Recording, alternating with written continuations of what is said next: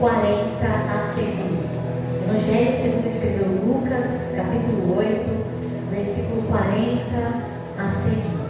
Nós estamos num tempo de mesa, já ouvimos porções poderosas da parte de Deus, aprendemos com Ana, com Ruth, com Isabel, e a gente vai ver mais duas mulheres da Bíblia nessa noite, amém? Amém. A Bíblia diz assim, ó: e aconteceu que quando voltou Jesus, a multidão o recebeu. A multidão o Recebeu. Hoje nós vamos aprender a receber Jesus. Porque todos o estavam esperando. A multidão esperava por Jesus. Eis que chegou um varão de nome Jairo, que era príncipe da sinagoga, e prostrando-se aos pés de Jesus, rogava-lhe que entrasse em sua casa. A multidão recebeu, a multidão esperava Jesus. Jairo se prostra e Jairo roga. Hoje o Senhor vai nos ensinar a receber, a esperar, a se prostrar, a rogar, porque Jairo tinha uma filha única. Essa informação é muito importante. Quase de 12 anos que estava à morte, indo ele, apertavam a multidão. E uma mulher que tinha um fluxo de sangue, havia 12 anos, e gastara com os médicos todos os seus haveres, e por nenhum dos médicos pudera ser curada. Chegando por detrás, oh aleluia, ela não queria que Jesus a visse. Ela encostou em Jesus, nas costas dele, na orla do seu vestido. Tocou na orla de sua veste e logo estancou. Diga comigo, estancou. Estancou. Você sabe o que é estancar? É parar. Na hora. Cessou. Acabou na hora. Acabou o fluxo do seu sangue. Continuamos a leitura. E disse Jesus: quem é que me tocou? E negando todos, disse Pedro, e os que estavam com ele: mestre. A multidão te aperta, te oprime, e dizes: quem é que te tocou? E disse Jesus: alguém me tocou, porque bem conheci que de mim saiu virtude. Então, vendo a mulher, que não podia ocultar-se, aproximou-se tremendo, e prostrando-se ante ele, declarou-lhe diante de todo o povo a causa pelo porquê lhe havia tocado e como logo sarou. Coloca a mão no seu coração.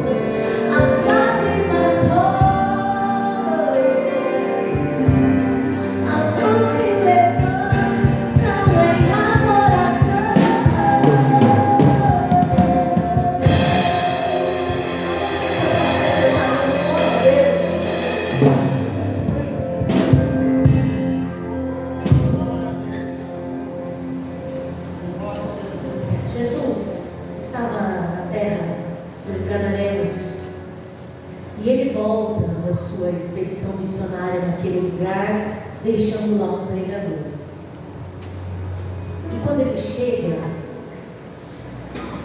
há uma multidão que recebe Jesus, porque essa multidão estava esperando por ele. Você sabe o que significa receber alguém? Receber alguém significa acolher alguém. Receber alguém significa colocar para dentro. Receber alguém tem que demonstrar hospitalidade. Receber alguém é dar boas-vindas, é oferecer atenção e aceitação. Receber alguém é ter apreço, carinho pela presença dessa pessoa. Aquela multidão foi ali para receber Jesus. O desejo daquela multidão é que Jesus se sentisse por eles acolhido. O desejo daquela multidão é que Jesus entendesse o quanto eles estavam esperando por ele. O desejo daquela multidão é que Jesus entendesse que eles tinham por ele uma estima e uma adoração. Eles estavam ali para receber Jesus. Eu vim te convidar a receber Jesus nessa noite. Renata, mas eu já sou crente. Renata, mas eu já frequento a igreja. Renata, mas eu já estou nos cultos, todos os dias que tem culto aqui. Eu já recebi Jesus. Mas o Senhor falou que era para falar com os crentes. Receber Jesus é ter estima pela presença dEle. É desejar que Ele esteja no nosso meio. É almejar, é querer que Jesus manifeste a sua glória no nosso meio. Receber Jesus é você vir para o culto na expectativa do que Ele pode fazer, mas acima de tudo, na expectativa de algum mover acerca do seu caminho.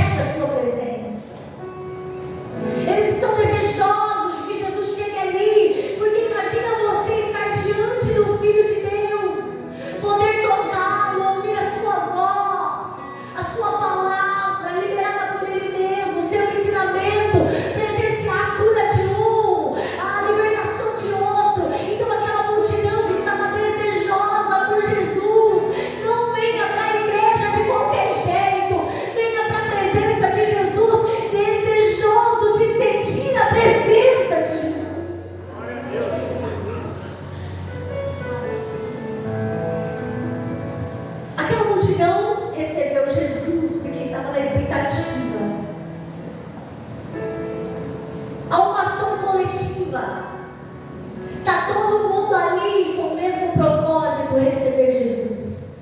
Está todo mundo ali na mesma esperança, ver Jesus. Sabe por que muitas vezes os nossos cultos não estão presenciando grandes obras? Porque nós não estamos em unidade, esperando a mesma coisa. Uns chegam porque está acostumado a vir de domingo para a igreja, é horário de culto, eu vou lá na igreja, estou habituado, senão é domingo. O outro chega pensando no que vai fazer amanhã, mas quando todos nós viemos para a casa do Senhor, com a mesma expectativa e a mesma vontade, Ele manifestará o seu poder e a sua glória. Nunca mais, depois deste culto, nós viremos para a casa do Senhor de qualquer jeito. Nós sairemos de casa com o coração desejoso de receber Jesus. No meio daquela multidão que age coletivamente no mesmo sentido, no mesmo propósito, há um homem que vai se destacar. O nome dele é Jairo. Você sabe o que significa o nome Jairo? Jairo significa ele brilha, ou Deus o ilumina. O nome Jairo está relacionado à luz. E aquele homem ocupava um lugar de destaque na sociedade. Ele brilhava, ele tinha status, ele era príncipe, chefe da sinagoga. Ele tinha um lugar de importância. O seu nome condizia com quem ele era. Alguém que tinha um brilho diferente. Alguém que ocupava um lugar de destaque. E aquele homem, com uma extrema necessidade, saiu de casa e se embolou no meio da multidão. Mas ele não fica só no meio da multidão. Ele precisa fazer algo além. Ele precisa manifestar como ele está necessitado de Jesus. Quantos estão necessitados de Jesus? Manifeste nessa noite. Diga para ele: Jesus, eu preciso do Senhor, eu preciso do Senhor. Aquele homem não se acomodou em apenas fazer parte do coro que o esperava e queria receber Jesus. A sua necessidade era tão grande que ele precisou demonstrar a sua necessidade. O que leva aquele homem até Jesus é o amor a uma filha. O que leva Jairo até a presença de Jesus é porque a menina, a única filha que ele tinha, estava à beira da morte. Sabe por que de vez em quando Jesus permite umas provas na nossa vida? Porque a gente precisa passar pelo processo da necessidade para entrar no processo da intimidade. E no meio da intimidade, receber a vitória, a resposta, a promessa.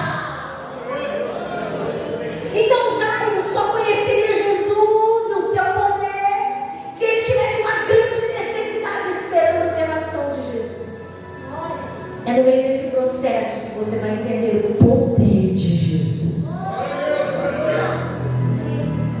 A necessidade de Jairo era que Jesus fosse até a casa dele, entrasse na casa dele, orasse pela menina dele, levantasse a menina dele, porque a menina era a única filha de Jairo e ela estava perto de completar 12 anos. Jairo tem um problema no presente que pode afetar o seu futuro. Alguém muito otimista olharia para a família de Jairo e diria: nossa, que bênção, o Senhor deu uma filha para ele. Podia não ter dado nenhuma, deu uma. Alguém muito pessimista ia olhar para a casa de Jairo e ia dizer: nossa, mas Deus só deu uma para ele. Entenda, eles viviam numa sociedade que o homem era tido como abençoado quanto mais filho ele tivesse. Se ele tivesse 10 filhos, nossa, você é muitíssimo abençoado. Mas no processo de casamento de Jairo, Deus deu a ele apenas uma menina. Se a menina morre, o futuro de Jairo estaria comprometido, você sabia? Se aquele problema ali não fosse resolvido no presente, o futuro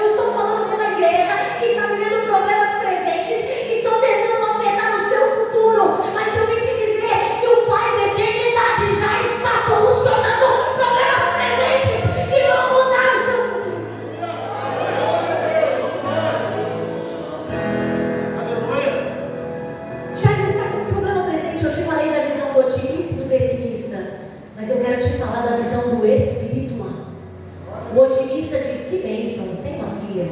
O pessimista diz: nossa, só uma filha. E o espiritual: é nessa filha que Deus vai cumprir coisas grandes.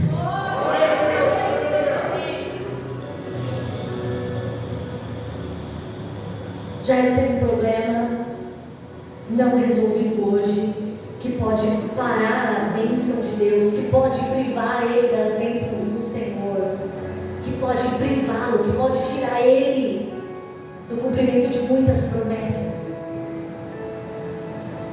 Então ele precisa que Jesus entre em ação. Não adianta só ficar esperando e recebendo Jesus.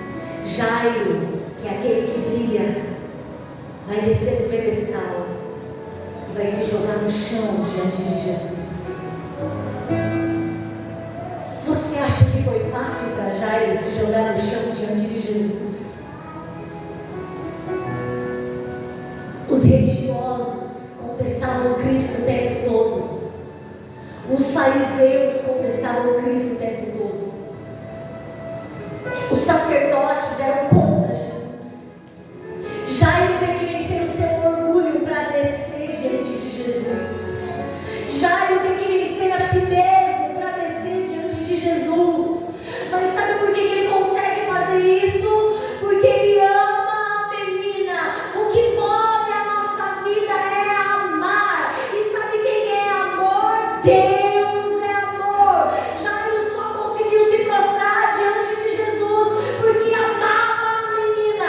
E se Deus é amor, então por causa de Deus, Jairo se prostra diante de Jesus. Eu não estou entendendo, Renata. Eu vim te dizer que esse problema vai te jogar na terra, vai colocar a boca no pó. Mas a Bíblia diz que há esperança para quem coloca a boca no pó. Há esperança para quem coloca a boca no pó.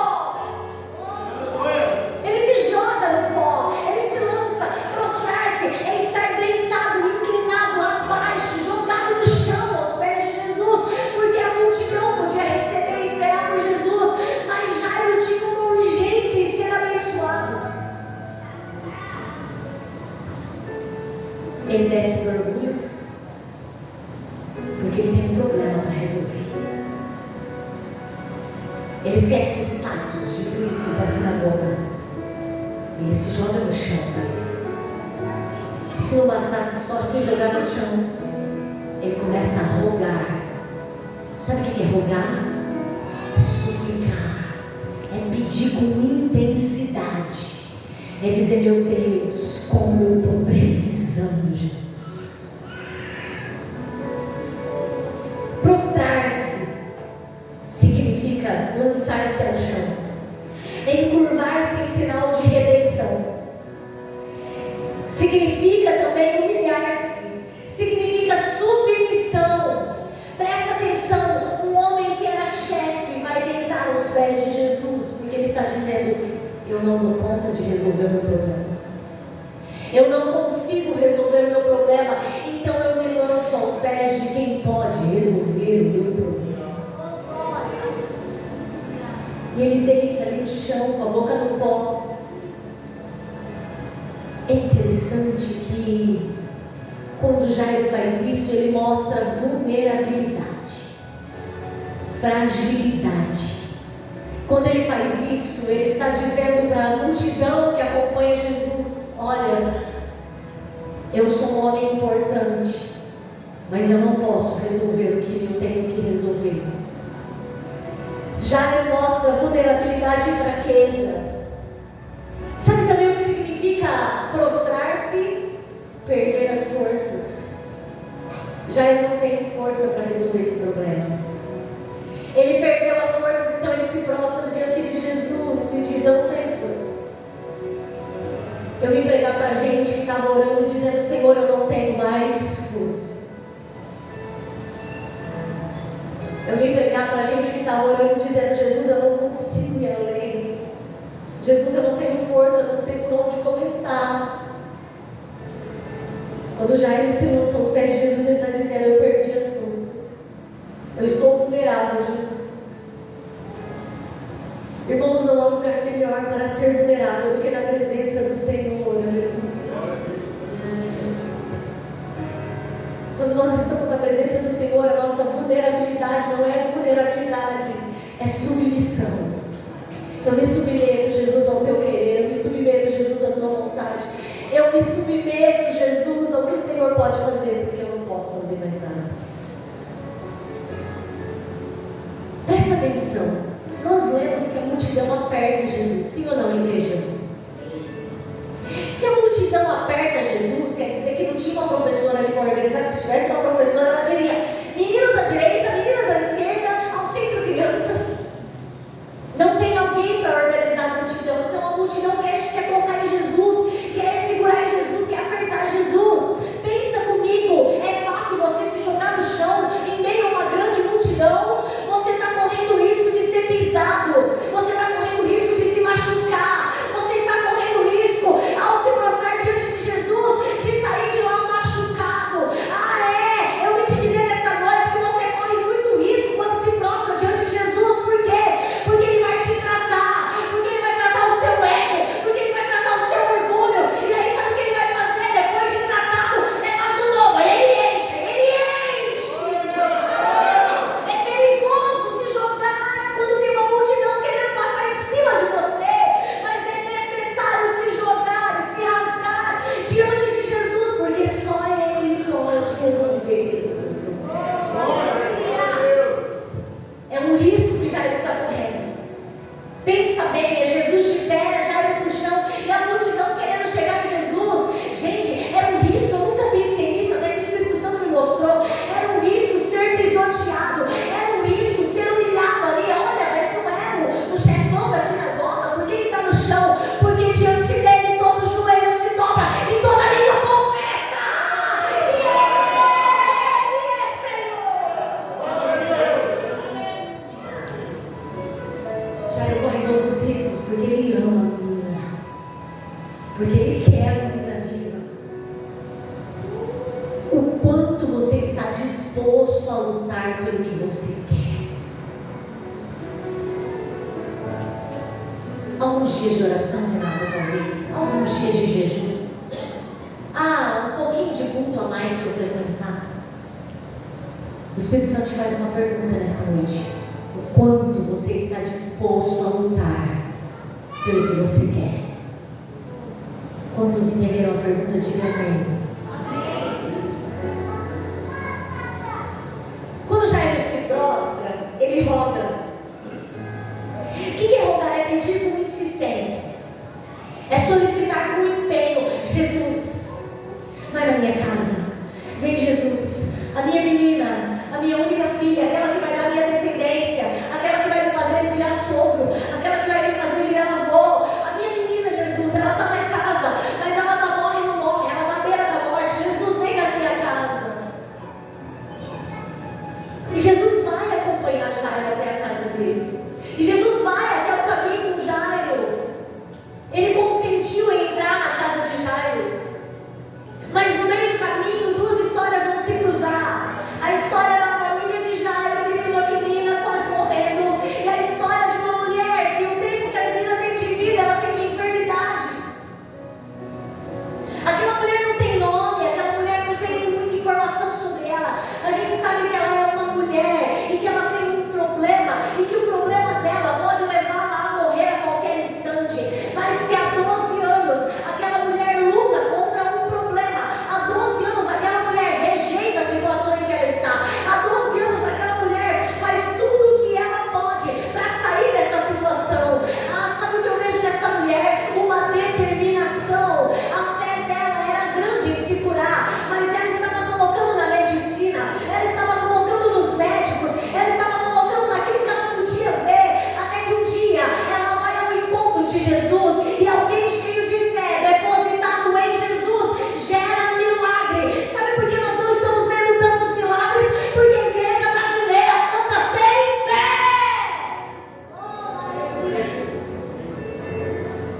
Eu sou a igreja brasileira, você é a igreja brasileira. Nós precisamos de fé para ver milagres. Aquela mulher saiu de casa naquele dia. Imagina comigo. Ela tinha um projeto.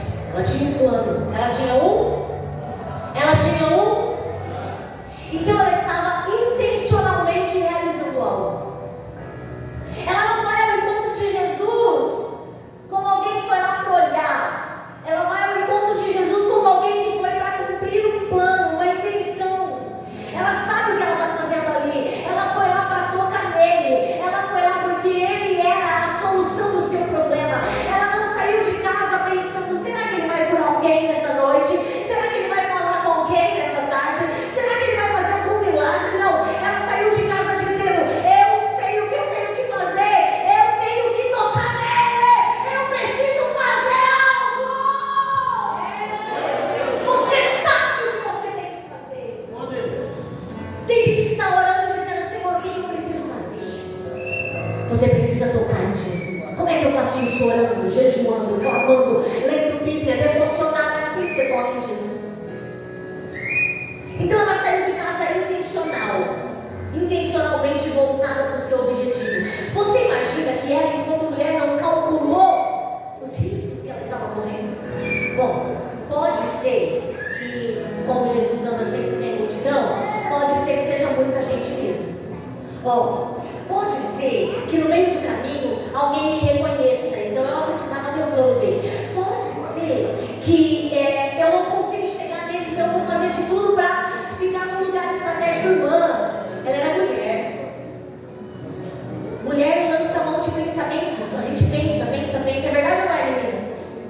Quando você tem uma situação, você não fica pensando nos detalhes, em como é que vai ser, como é que você vai trabalhar, como é que você vai ver, o que você vai dizer. Quantos diálogos a gente já criou na nossa cabeça? Não, hoje eu vou falar com o meu patrão. Eu vou falar assim, ele vai falar assim, nós vamos falar assim. É verdade ou não é, meninas? Aquela mulher saiu de casa com uma missão: eu vou tocar nele. Quem dera todos os dias de culto a gente saísse de casa com a mesma missão. Hoje eu vou tocar nele. Eu vim aqui para tocar nele, pastor. Eu vim aqui para tocar nele nessa noite. Eu não vim aqui pregar, eu vim tocar nele. Porque quando eu toco nele, com a minha adoração, dele sai virtude, que significa capacitação para curar. Eu saí de casa para tocar nele. Quantos saíram de casa para tocar nele?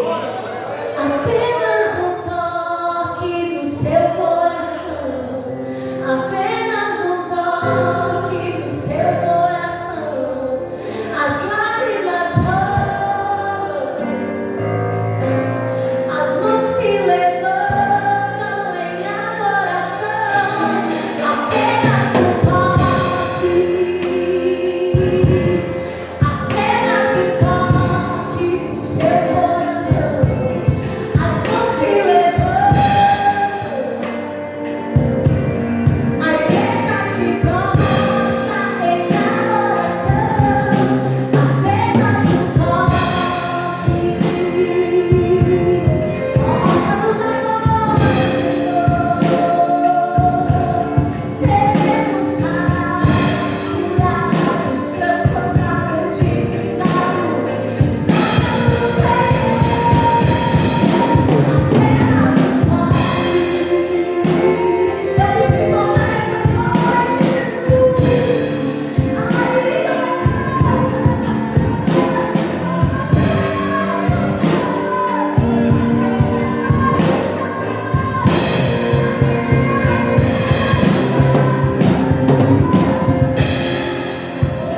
Eu vim tocar nele nessa noite.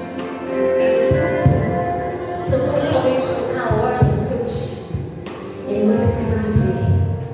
Eu vou por trás mesmo. Aonde eu achar um espaço, eu entro, coloco a mão na ordem e venho embora. A Bíblia diz que ela foi por trás, porque ela não precisava ser vista, ela precisava ser curada. Quando eu estava lendo esse texto, eu achei tão interessante. Ela não queria que os outros vissem. Ela não queria nem que Jesus a visse. Tanta gente procurando notoriedade. E ela só queria cura. Ela não queria que todo mundo achasse: nossa, como ela é influente, ela é amiga de Jesus. Não, ela precisava ser curada. Ela não queria notoriedade, ela não queria fama, ela não queria... Não, ela só queria ser curada. Mas sabe o que eu acho interessante? Alguém que só queria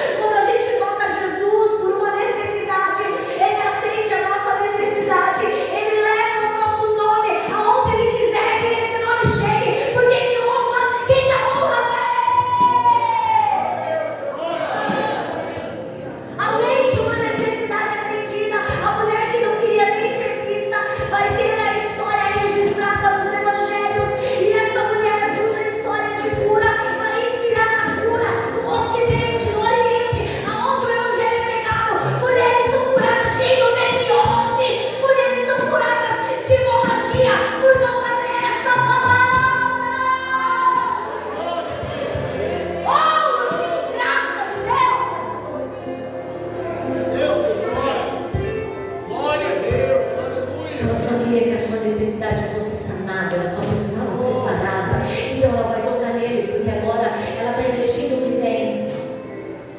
Você sabia que uma pessoa que tem fluxo de sangue, hemorragia, essa pessoa pode ter uma anemia, aquela mulher certamente tinha. Essa pessoa pode ter cólicas terríveis, aquela mulher certamente tinha. Essa pessoa pode passar por traumas psicológicos como estresse, ansiedade, aquela mulher certamente tinha. Meu Deus, vai vir de novo. Meu Deus, serão muitos dias. Meu Deus, meu Deus, meu Deus. Aquela mulher precisava ser sarada. Mas sabe o que eu acho interessante? Sangue simboliza vida. Você já viu aquela frase, dom e sangue, dom e vida? Você já ouviu essa frase? Renata, mas todo dia ela perde um pouco de vida, então todo dia ela perde vida. Existem problemas que querem roubar de nós a vivacidade. Existem problemas que querem roubar de nós o prazer de viver. Todos os dias, quando aquela mulher sangrava, ela perdia o prazer de viver. Eu vim falar com gente que está perdendo o prazer de viver porque essa prova está tão doída, está tão difícil, você está perdendo o prazer de viver. Mas eu vim te dizer nessa noite, é só você tocar nele. Ele está caminhando pela igreja, ele está passando aqui e ali. É só você tocar nele com fé e a vida volta para você. Porque ele é a própria vida, ele é o pão da vida.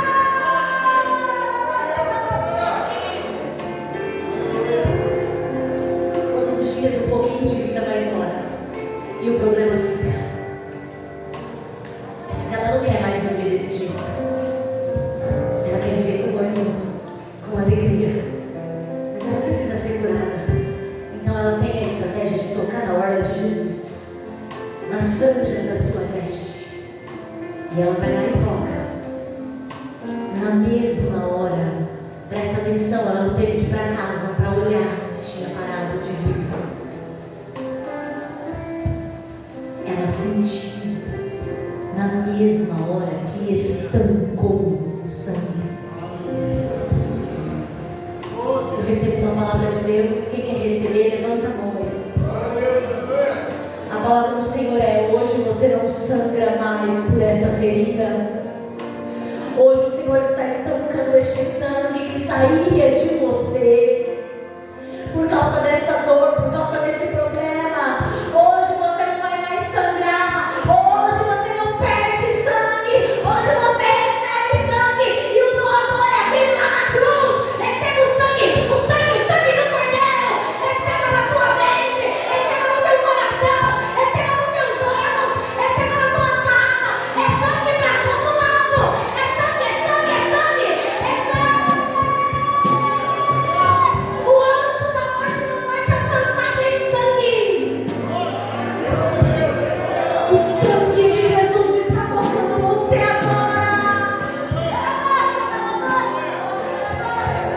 Há sangue nas veias, há sangue nas artérias, há sangue nos órgãos.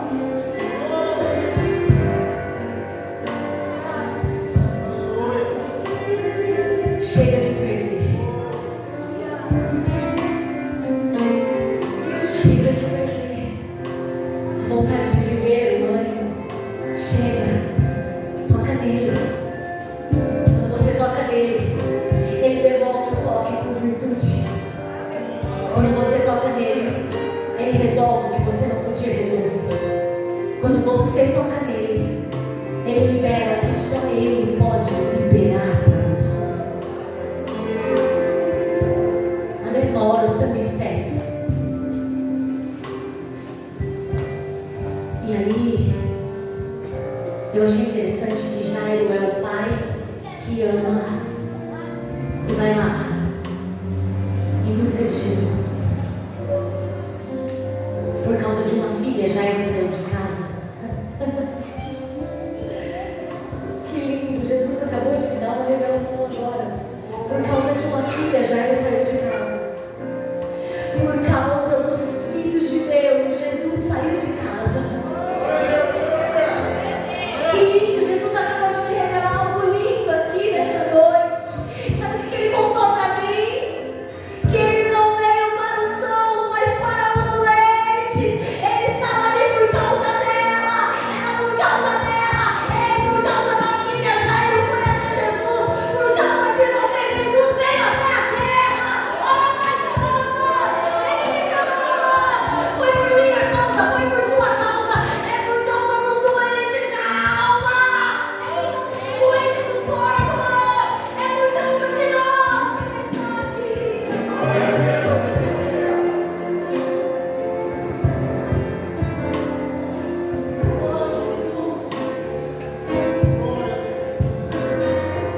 Porque Deus amou o mundo de tal maneira que deu seu filho unigênito, para que todo aquele que nele crê não pereça, mas tenha vida eterna.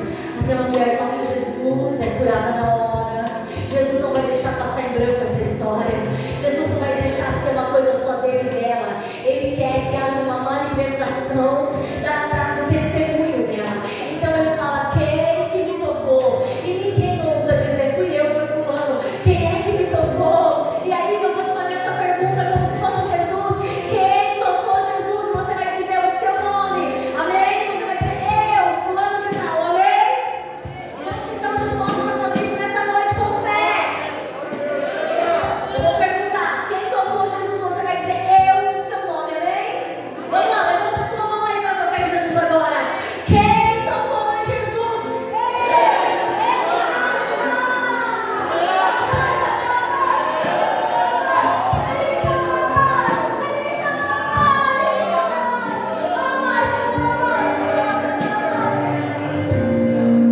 Eu toquei em Jesus hoje. Aquela mulher não pode mais se esconder, então tremendo. Ela chega diante de Jesus. Pensa, 12 anos.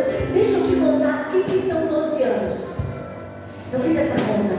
144 meses. 12 anos são 4.380 dias, sem contar os anos bissextos.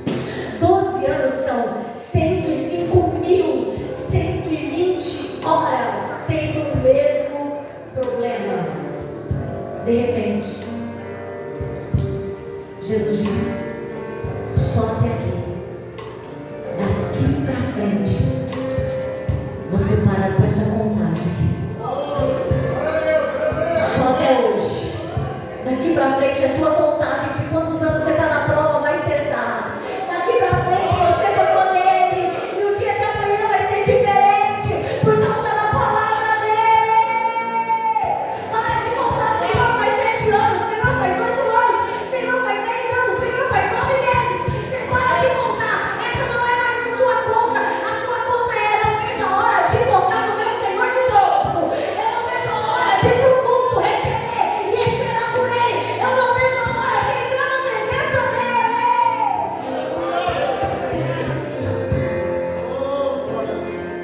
Ela tocou em Jesus, não podia mais se esconder, ela se aproxima tremendo, e aí ela se prostra.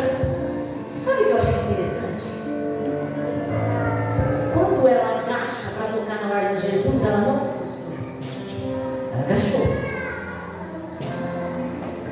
A Renata talvez não houvesse espaço. O Espírito Santo não disse isso para mim. Ela se prostra depois. Mas por que Jairo precisa se prostrar primeiro e ela só se prostra depois? É porque Jairo precisava descer do orgulho, mas ela não tinha orgulho não, ela tinha uma necessidade apenas.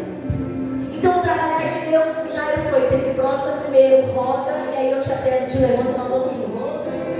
Mas para ela não tinha orgulho, ela tinha uma necessidade, ela não tinha orgulho não. Gastou todo o dinheiro com o médico que podia tentar ajudar e não resolveu. Ela não precisou se prostrar antes de receber. Ela tocou primeiro e se prostrou depois. Não entendi, Renata. Alguns vão precisar perder o orgulho para ver Jesus fazer milagre. Outros não têm orgulho, mas depois que Jesus fez, vão permanecer prostrados, porque vão estar no pé dele. Que é prazeroso, é satisfatório estar aos pés de Jesus. Aquela mulher já tinha sido curada. Por que ela se prostra? Para adorar, para adorar, para adorar, para adorar. Eu quero me prostrar para adorar nessa noite. Então ela se prostra para adorar. E prostrando-se ante ele, declarou diante de todo o povo. Ela se prostra para dizer: eu estou debaixo, eu estou submissa à sua vontade, porque eu quero declarar para toda essa gente que o Senhor me curou, que o Senhor me curou.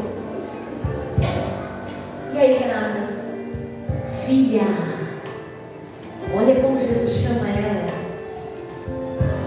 Filha, tem bom ânimo, volta a se animar, volta a se alegrar. Mulheres, levantem a mão, eu quero liberar uma palavra sobre as mulheres nessa noite. Filha, volte a se animar. A sua sua fé vai produzir coisas grandes em Jesus. Volte a se animar, volte a ter bom ânimo. Amém? Filha, vai em paz. Tem bom ânimo, vai em paz. A tua fé te salvou. Está curada, está em paz e está salvo. Aleluia.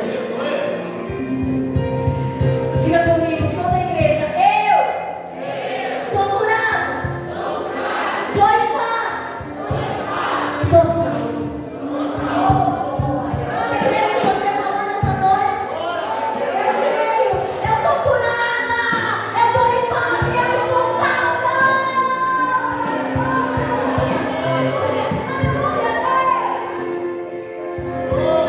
Minha filha de Jairo, se coloca de pé que eu estou terminando essa história. Fica de pé que vocês acham que eu não acabou a vida dos pregadores famosos. Nós podemos louvar o último grito, pastor. Hoje eu estou animado, hoje eu vim aqui para servir, hoje eu vim Ana Rafael, o conjunto vai cantar um hino que nós não ensaiamos. Glória a Deus por isso. Tão lindo é esse momento. O Senhor preparou uma mesa para nós nessa noite. Olha bem, você está achando que nesse culto tem qualquer coisa? Não, olha só. Colheita, olha aqui. Colheita, você está entendendo? É profético. Colheita.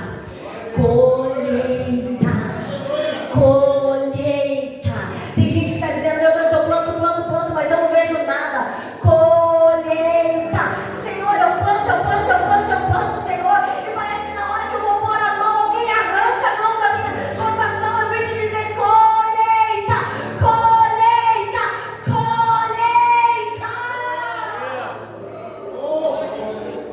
Olha aqui uma vida sendo gerada. Algo novo de Deus vai acontecer.